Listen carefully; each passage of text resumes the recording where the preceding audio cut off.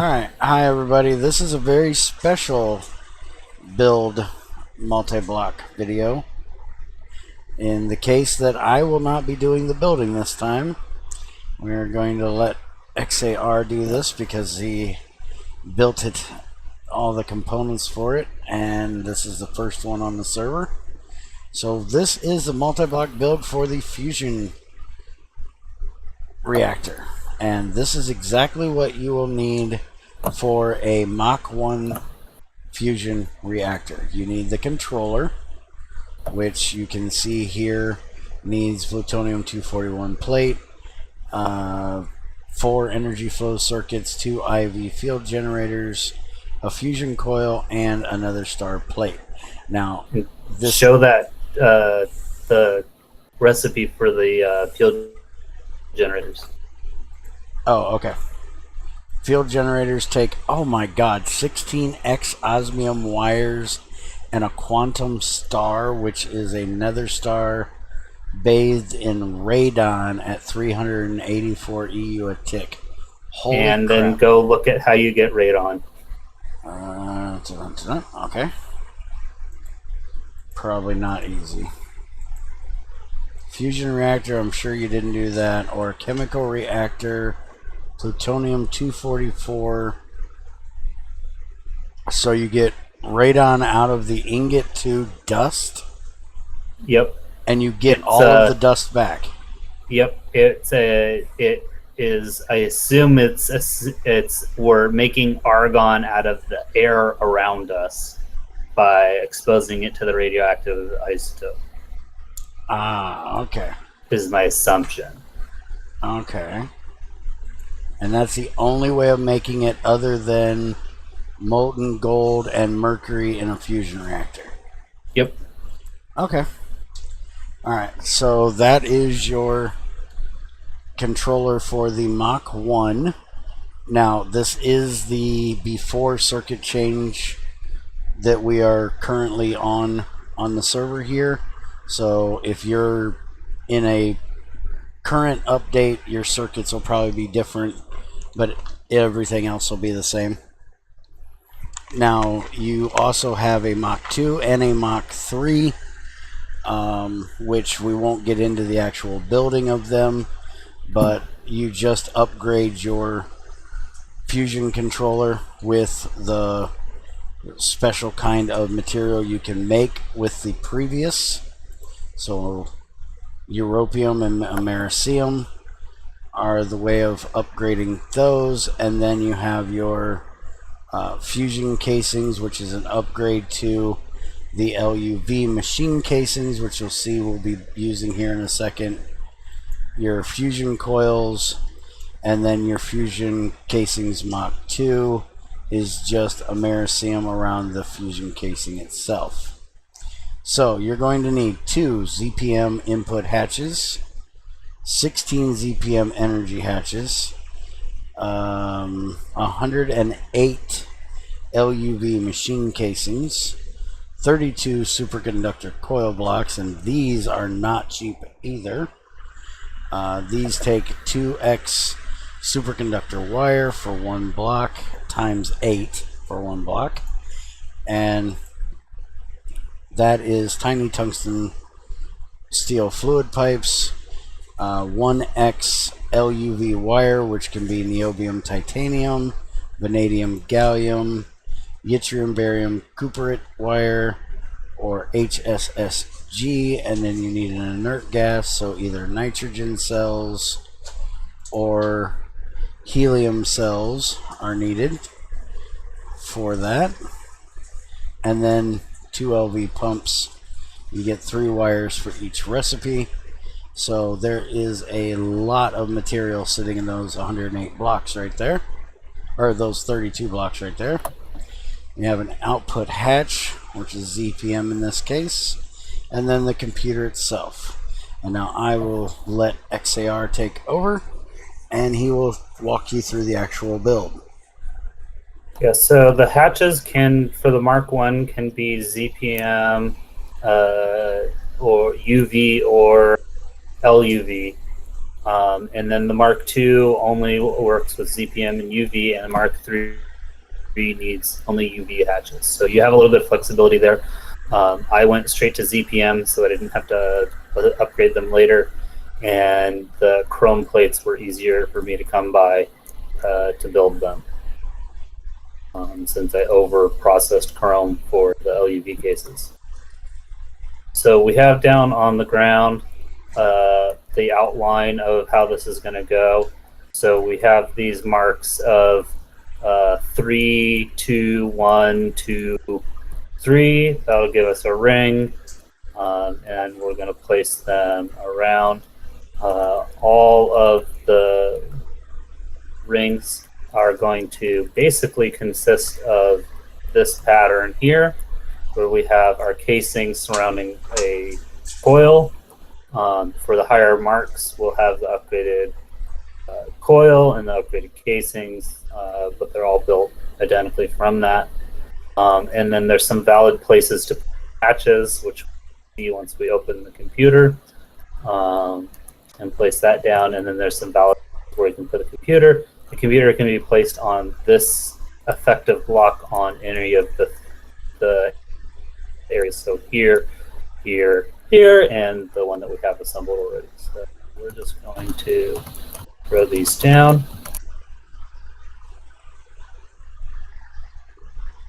I've left a hatch around because there's fluid in it and I did not want to void it.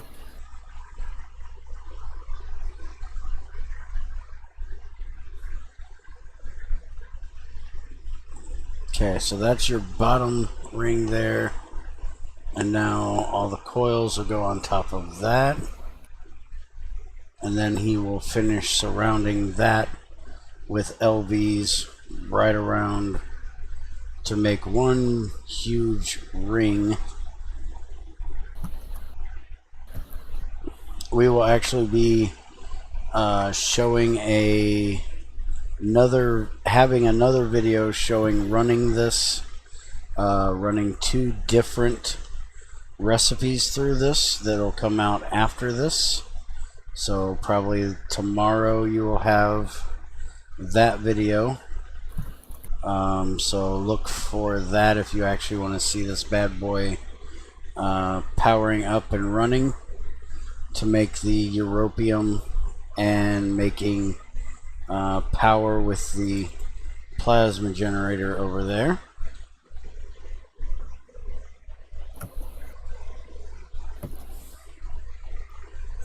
This has So got. when we get to these joints, we just cover we're just looking to cover the exposed superconductor coils, so don't think that we need to do anything fancy with these joints. Just covering the coil is what we're looking to do. Okay.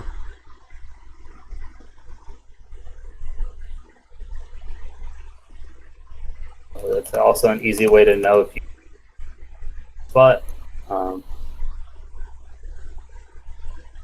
which I've now placed all the casings, which means I need the hatches, but the hatch spots back.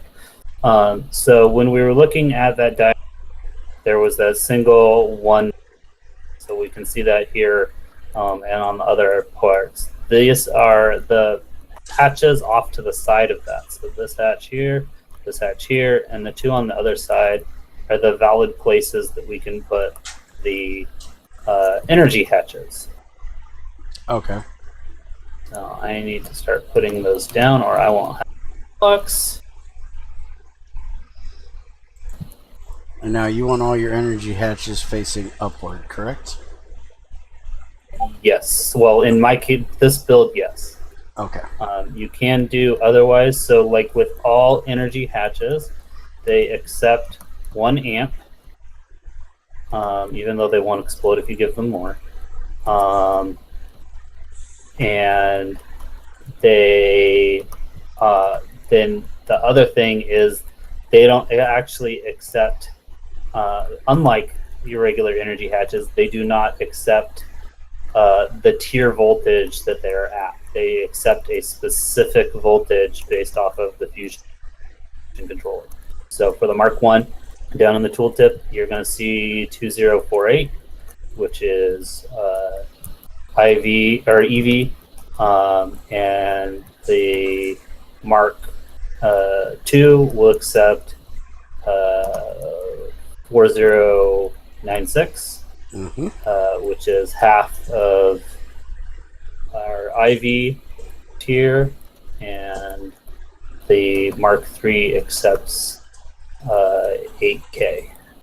Yep.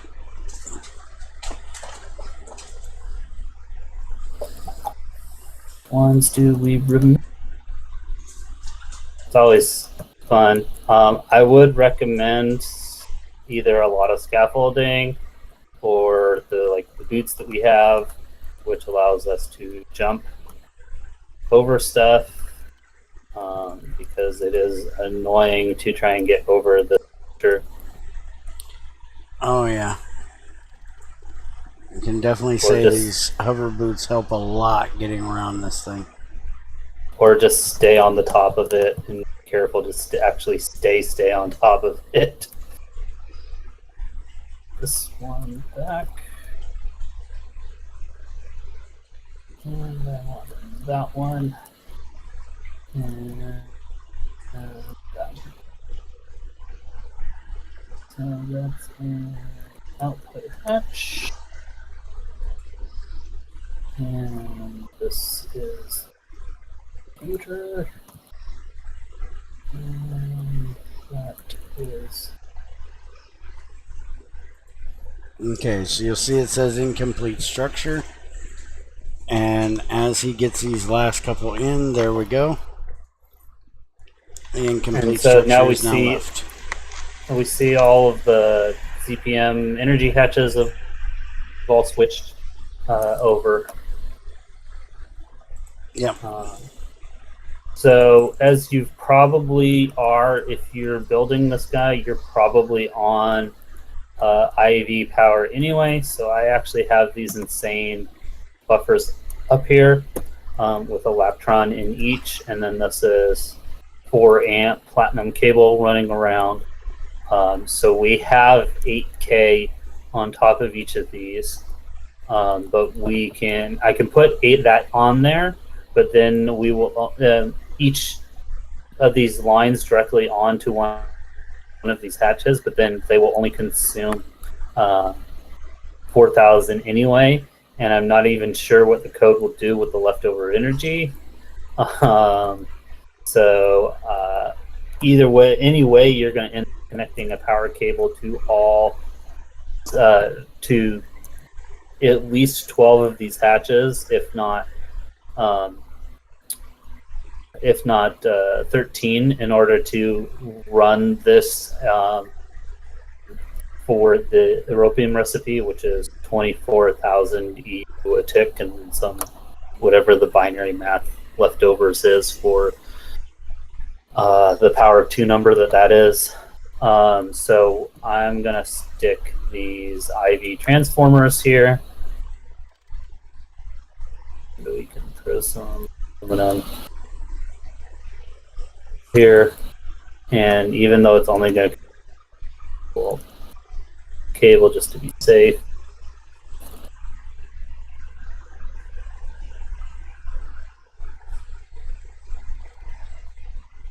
Now while he wires, and if you look at the computer bear, you should see that it's charging already. Oh yeah, it is. So that is the buffer for what it needs to start the actual reaction, because you need a buildup before to actually start the reaction, and then the 2,000 or whatever that actual recipe is going to take per tick to run it. The buffer size is dependent on how many of these hatches we're using. So because we have 16, we get 10 million EU per hatch, which is the EV equivalent power size. So because of that, we get 160 million capacity with some rounding for a base 2 number. And that's how much capacity we get in. Things should probably be full already because it's probably pouring energy into it at this point. Nah, actually, you only got 20 million at the moment. Really? Yeah. And then I'm over here is the input hatches. So you'll see this one has tritium in it. This one has deuterium in it. And that is the base material to electricity, because you'll be making plasma out of that. You'll see over here he's actually got some helium plasma stored up, and that is what runs through here to make the electricity. And then the other recipe that you mainly will be running in Mach 1 is the europium recipe, so you can get to Mach 2. But if you're building it just for power, that is your base recipe.